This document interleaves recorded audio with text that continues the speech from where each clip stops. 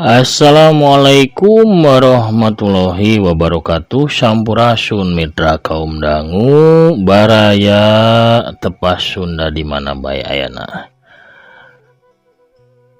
Wilujeng wengi wilujeng betabang dangu deui sareng akinya. Alhamdulillah wengi ya ki tiasa mancen tugas deui, tiasa ngadongeng deui saparantosna aya kana 2 minggunya libur. Margi kasarang radang tenggorokan pemirsa di Kidagar Official ge nembe ngadongeng deui. Sami janten daya suantenan nya boro-boro kangge ngadongeng. Kangge nyarios ge rada sesah pisan malah nya. Alhamdulillah saparantosna berobat rada sakinten terus aya suantenan deui bade dicobi ngadongeng deui di tepas Sunda neraskeun hanca nu katunda nyaeta hiji lalakon anu judulna Pangeran Ranggawita. Ieu dongeng masih terasan serial silat Sanjaya Galunggung si Jawara Pedang Dewa. Urang keur ieu ka bagian ka-7 pangintennya dongengna teh mugi-mugi atuh boh hakina boh pamiarsana teras dipaberian kasehatannya boh lahirna boh batina supados tiasa teras ngariung sasarengan madar dongeng. Sadajanakeun raskeun hanca pamiarsa mangga ulah hilap kangge nu nembean manco nembean ngadangukeun atanapi nu teu acan subscribe mangga ulah asa-asa di subscribe bae.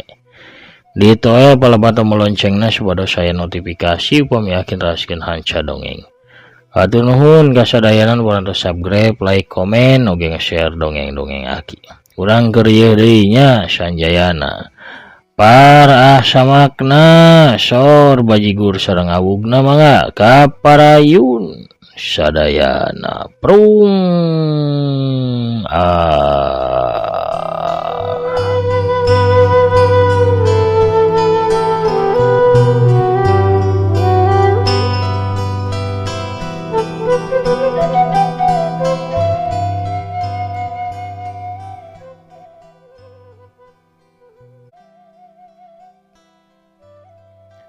Hasmi lumpat ngudag rombongan tuluy ngacorelat ngagajleng kana luhureun kuda bodas anu keur ditumpakan ku Sanjaya. Jleng kalayang clek.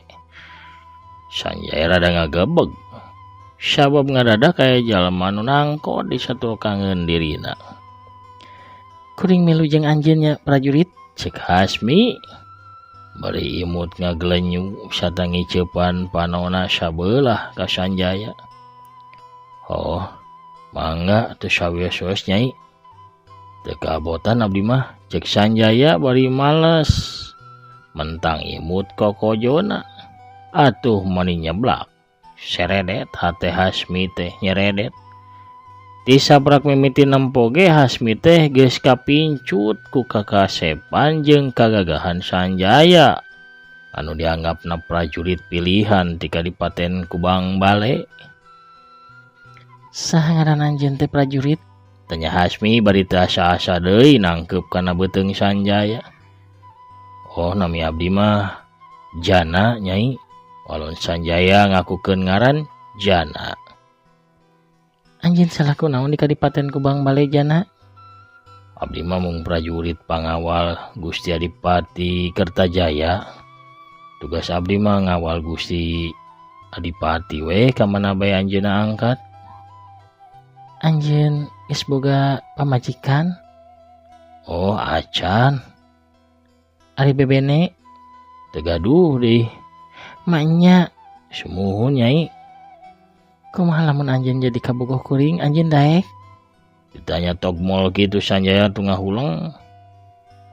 Tapi dina pikiranna ngarada kaya ilham manehna rek mangpaatkeun Hasmi pikeun bisa nyusup ka tempat ditawana Raden Pamanah Jiwa. Nah kuring teh pantes kitu jadi kabogoh nyai.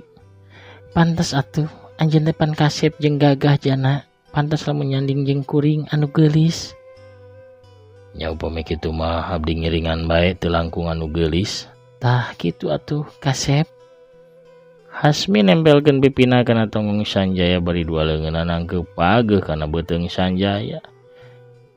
Bari nangkeup teh sakapeung ngusapan kana beuteung Sanjaya anu pinuh ku urat. Pati Braja Kumala mah anu tumpak kuda di sisieun Sanjaya ukur mesem-mesem we nempo kalakuanna Hasmi nu wanian jeung sigana mah geus biasa wanteran ka lalaki.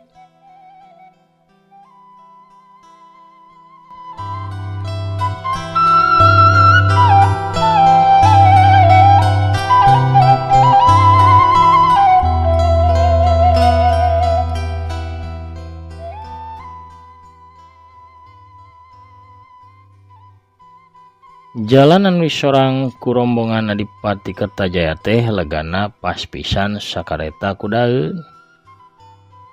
Kencak atuh jalan ngajajar tetangkalan jerangkung badag beri jeung geus lalumutan jaranggotan ku kakayon. Tetangkalan kencak katueun jalan teh ngaroyom ke arah tengah jalan. Jadi jalan teh buni pisan kawas anu ngaliwatan terowongan handapeun tetangkalan anu silih pakait kawas menang dianyam ku alam. Mun beurang ge sigana mah tetep bae poek di palebah dinya teh. Sabab cahaya panon poe moal bisa norobos rekepna dahan-dahan kai jeung gomplokna dang-daunan di luhureun jalan. Tangtu bae hese pikeun jalma bisa nempo atawa manggihan eta jalan. Sanggeus meunang sapanyepahan kolot jalan terowongan tangkal barudak teh beak ka sorang. Rombongan teh anjog ka hareupeun hiji jungkrang anu nang tawing gurawes. Si Wano jadi baju biru anu rempang di hareup ngalengkah ngaleo ka belah kenca.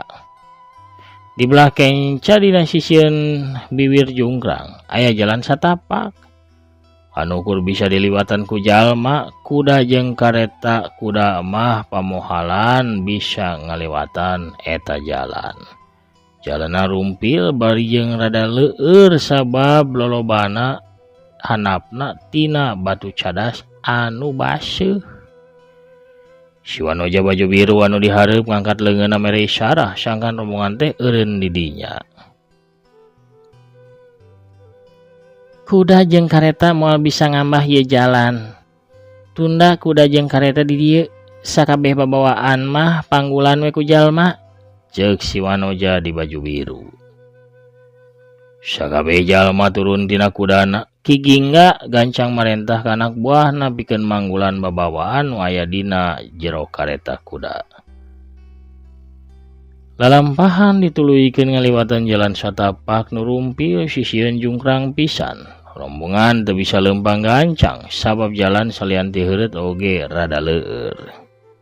Jalan teh campur jeung batu cadas nu semu baseuh lamun kurang atawa teu ati-ati. Jalma bisa teu pupuguh ti seureuleu nu antukna mah 3 brus ragrag ka jero jungkrang. Dasar jungkrang nu jero teh teu katempo saking ku jerona. Nu katempo ukur pucuk-pucuk tetanggalan waya di dasar jungkrang. Si Wanoja baturna Hasmi leumpang panghareupna dituturkeun ku Ki Gingga sarta genep anak buahna. Adipati Kertajaya leumpang di tengah diiringkeun ku 4 urang prajurit anu maranggul peti upeti. Di paling tukang Kipati Braja Kumala dibaturan ku Sanjaya. Hasmi ngiclik tukangan Sanjaya bari sakali-kali noelan ka Sanjaya.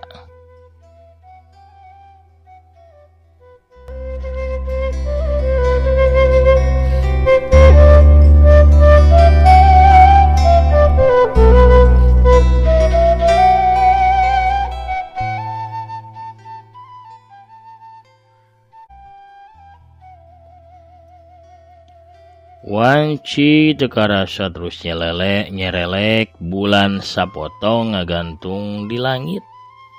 Cahaya nanyangan rombongan Adipati Kertajaya anu keur lumampah ngambah jalan satapak sisieun jungkrang. Pepedut anu biasa mah kandal ngalimpudan wewengkon leuweung tutupan, harita mah sirna teuing ka mana. Dina wanci sareureuk budak, rombongan teh geus rengse mapai-mapai sisi jungkrang. Jog, rombongan anjog ka hiji tegalan jukut anu diselangan ku tatangkalan nu henteu pati baradag. Didinya aya saung ranggon durukan ka tempo hurung hareupeun saung. 5 urang jalma marake baju sing sarua hideung anu beungeutna baros songot bala ku bulu jeung bukna galondrong jalalabrig ka tempo keur dariuk di jero saung. Salah saurangna kaluar ti jero saung nyampeurkeun ka wano jadi baju biru anu mingpin rombongan. "Rombongan di mana ya teh Sartini?" tanya si baju hideung anu buk jabrigna teh diikat ku lawan pulas beureum. Si wano jadi baju biru anu nyatana ngaranna teh Sartini ngawalon bari panonna nu rada sipit neuteup ka lalaki di hareupeunana. "Rombongan ti Kubang Bale, cenah marek setor upeti." "Oh, perlu dikawal teu?" "Teu perlulah, bargola. Anjeun mah bargola ireng. Jaga di dieu wae. Ngarona di dieu keun kuring jeung Hasmi geus cukup ngawal mah. Bari nanda maranehna mah ukur rek setor upeti." "Ulah poho jatah kulanya." "Tenang weh, urang panggih tempat biasa.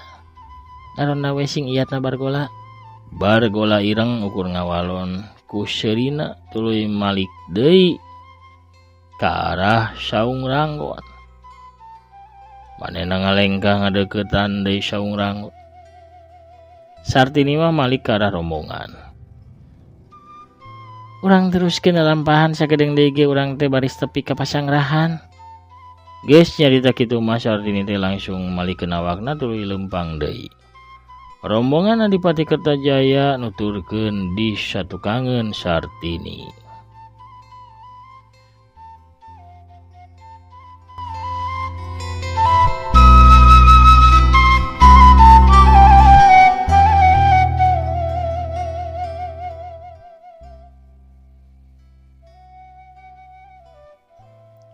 Rombongan lumampah mapai jalan nu rada lega nu ayana di tengah-tengah tegalan jukut. Sanjaya leumpang pang tukangna sedengkeun Hasmi nyanding gigireun Sanjaya bari montel pageuh nyekelan leungeun Sanjaya. Rengseng ambah tegalan jukut rombongan teh anjog ka hareupeun hiji pasangrahan anu dikuriling ku benteng jangkung anu dijieun tina kai golondongan.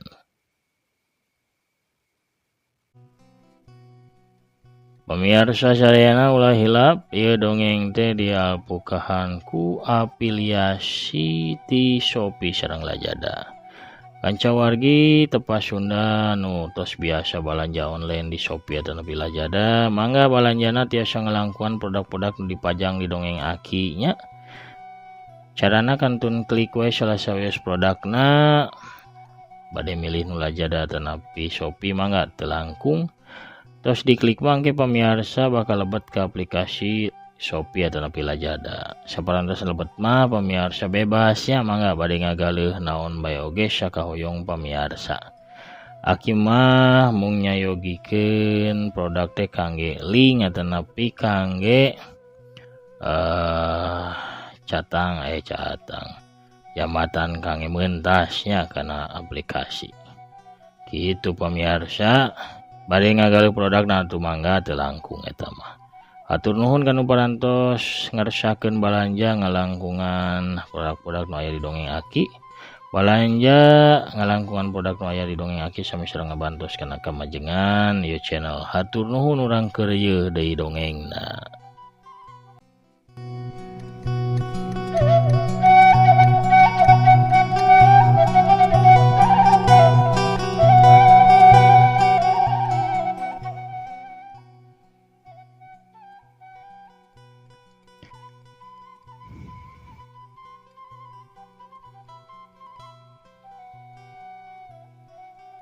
Dihareupeun panto gerbang anu katempo tohaga opat urang lalaki jerangkung badag make papakean sing sarua hideung ngajajar ngajaga gerbang. Di luhureun panto gerbang ngagantung papan tina kai jati anu kandel ditulisan pasanggrahan leuweung tutupan. Saurang panjaga lawang nyampeurkeun ka Sartini. "Rombongan di mana ya teh, Sartini? Sadaya maksud naon manehna datang ka dieu teh?" tanya si lalaki jangkung badag bari muril kumisna anu baplang. "Manehna teh ti Kadipaten Kubang Bale rek sator upeti ka Nyai Ratu. Buka lawang saketeng na garwo," Walon Sartini. Si lalaki nu disebut garwo malikat 3 urang baturna tuluy mari syarah sangkan panto gerbang gancang dibuka. Panto gerbang dibuka tuluy disurungkeun ku 2 urang nu jaga blak atuh panto teh muka salegana. Sartini ngalengka asup dituturkeun ku sakabeh rombongan. Di jero pasanggrahan teh si horeng mah lumayan lega, malah lega pisan. Palataranna lega aya sababaraha wangunan gede jeung panjang anu dijieun tina kai. Wangunan utamana katempo paling badag jeung luhur. Rombongan dibawa ka hiji panopo paranti narima tamu. Panopo dijaga ku 4 urang prajurit awewe anu papakeanana saragam warna biru. "Hasmi, kuring rek laporan heula ka Kanjeng Ratu. Anjeun ka pawon we nya, siapkeun opieun kitu keur nyuguhan para tamu," ceuk Sartini ka Hasmi. Hasmi ukur unggek nandakeun manehna ngarti kana panitahna Sartini. Sartini tuluy ngaleos nuju ka arah wangunan utama. Hasmi gancang ngenyang leungeun Sanjaya. "Jana, hayu ngilu." Sanjaya teu baha manehna cengkat tuluy nuturkeun Hasmi. Hasmi ngajak Sanjaya ke arah pawon, tapi di tengah jalan Hasmi teh ngenyang Sanjaya ngulibet ka satukangan tangga caringin badag nu aya di popojok wangunan pawon. Sanggeus dirasa aman, Hasmi teh teu antap parah deui langsung bae ngagabrug nangkep ka Sanjaya, bibirna langsung ngagalentoran beuheung jeung beungeut Sanjaya. Digempur dadakan gitu Sanjaya teu puguh rampa, leungeunna gancang nyurung tak-tak Hasmi. "Kunaon? Urang pan geus jadi kabogoh. Anjeun teu resep ka kuring?" tanya Hasmi bari panon buleudna melong ka Sanjaya. Lain kitu, asa teu paruguh kuring mah tara biasa kikieun di tempat asing. Salse bae atuh Nyai, urang ngobrol heula. "Gampil ngobrol mah, kewe geus rengse," ceuk Hasmi tuluy ngadeukeutkeun bibirna anu ambu cuy beureum teh ka arah bibir Sanjaya. Tapi curug si kasep Sanjaya galunggung langsung ditempelkeun kana bibir anu pika uruyeun eta. Bari pok Sanjaya nyarita lalaunan. "Sabarnya gelis, jana ge sarua kahayang mah tapi leuwih hade di tempat nu meurnah. Ayeuna mah urang ngobrol we heula." Hasmi narik beungeutna. Bae jeung rada baeud manehna nyarita. "Rek ngobrol naon atuh?" Sanjaya gancang usapan buk Hasmi sangkan si wanoja rada leler ambekna. Lain jana teh hayang apal nah geus lila Hasmi ngagabung di dieu teh. "Aya 2 tahun mah." Asa panglebarkeun wanoja sagelis Nyai cicing di tempat hara-hareun kieu. Kumaha lamun Nyai milu bae jeung akang? Nya jeung jana ka Kadipaten Kubang Bale. Ditanya kitu Hasmi ngahulang tapi teu lila Hasmi ngawalon. "Asal janana daek jadi salaki kuring. Kuring bakal milu jeung jana ka Kadipaten Kubang Bale. Rek nuturkeun jana." "Oh masalah kawin mah gampang, engke urang obrolkeun ka hareupna." Hasmi katempo ngahruk alum ngadenge walonan Sanjaya kitu teh. Sanjaya surti gancang manehna nangkep Hasmi bari silahna diusapan. Lain janambung jadi salaki Nyai, tapi pan Nyai kudu diwanohkeun heula jeung kolot jana. Nikah eta kudu aya restu ti sepuh. Hasmi nangkep pageuh ka Sanjaya. "Bener jana teh daek ngawin Hasmi. nya walon Sanjaya lalaunan.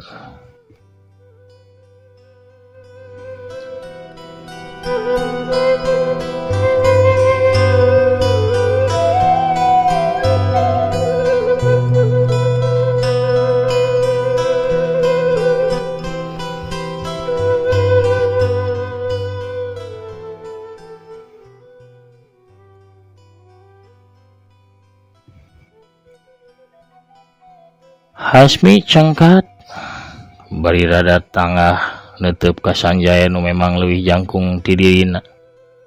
Sanjaya gancang mentang imutna nyen hati Hasmi tambah ratug tutunggulan tambah bae kairut ku Sanjaya.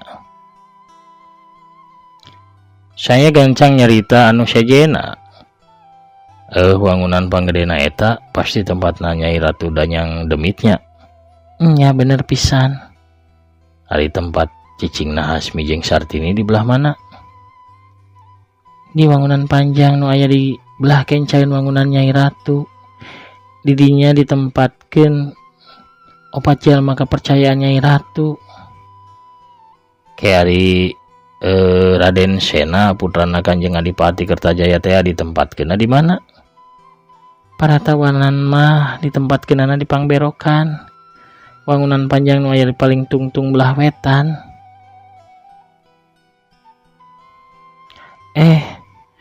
Jana geus heula nya ngobrolna kuring teh pan kudu mere nyaho urang pawon sangkan yen susuguh pikeun rombongan Adipati. Hayu urang ka pawon. Hasmi ingat kana tugasna yen kudu nyiapkeun atau mere nyaho urang pawon nyiapkeun susuguh keur para tamu. Hasmi gancang nyakeleungan Sanjaya tuluy manehna ngalengkar kaluar tina satukangeun tanggal caringin tapi teu disangga-sangga ku Hasmi. Leungeun katu Sanjaya ngolebat gancang notok kana beuheung jeung tonggong Hasmi hiuk prok. Saharita awak Hasmi jadi jegreg, heuras teu bisa pikeun digerakkeun deui, bahamna oge ngonci teu bisa pikeun dipake nyarita. Ukur panonna hungkul anu masih bisa gular-gilar. Hampura Hasmi kapaksa kuring ngalakukeunana. Sanggeus nyarita kitu, Sanjaya gancang ngolebat ninggalkeun eta tempat ngagunakeun gerakan silumana. Kolebat, wes.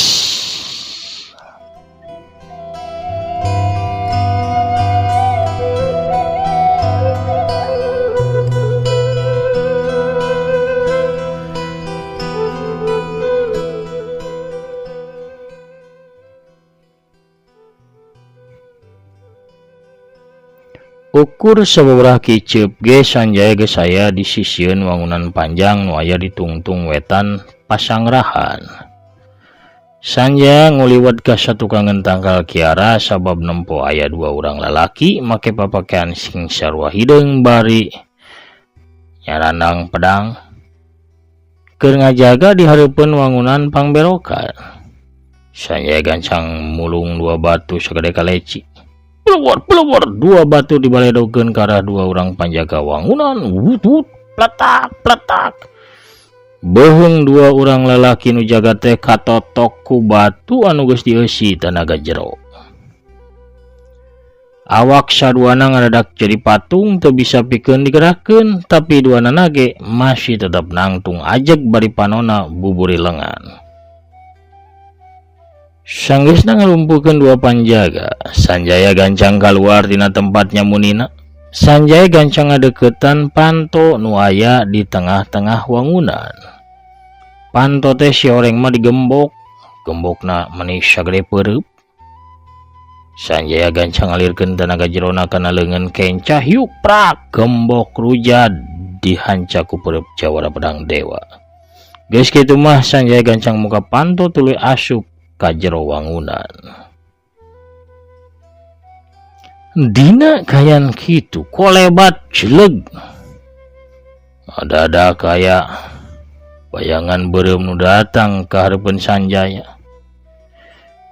Nu datang teh si oreng mah saurang awewe tengah tuwuh di samping jangkung make kabaya beureum, leungeun kencana ngelek boboko sedengkeun leungeun katuhuna nyakla niru anu disuhun dina luhur sirahna.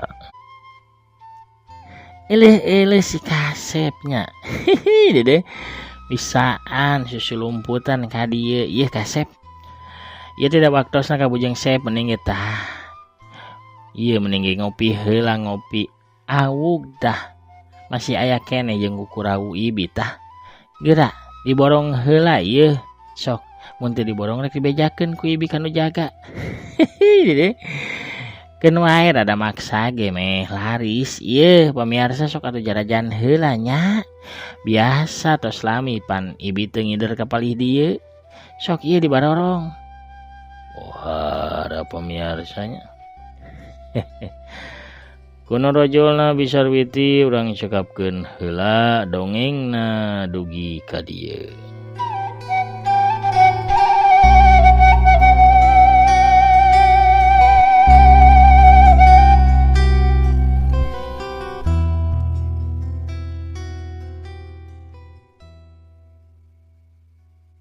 Pamirsa sadayana lalampahana Sanjaya Galunggung si Jawa Brang Dewa dina lakon Pangeran Ranggawita bagian nu katujuh.